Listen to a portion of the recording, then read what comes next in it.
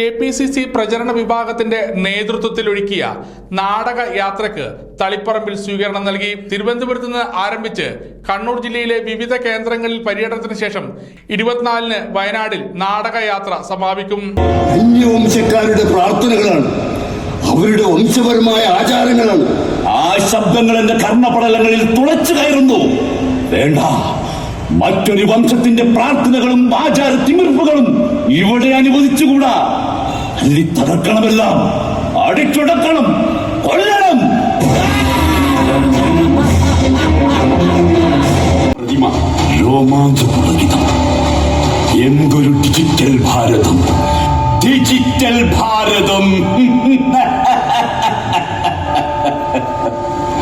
അതുമാത്രമല്ല മഹാരാജൻ, ഭാരതരാജൻ ഈ മണ്ണിലാണ്.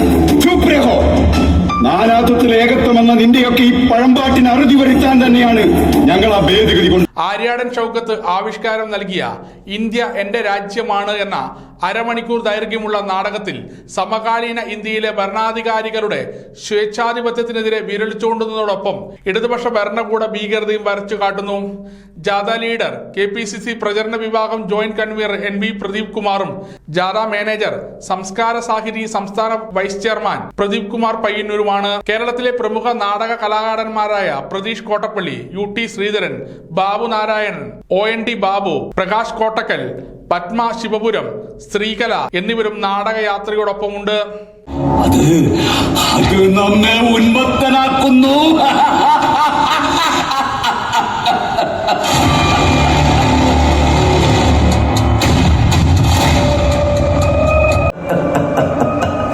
എന്താ കുട്ടിയുടെ പേര്? സമഗ്ര ന്യൂസ്, കണ്ണൂർ.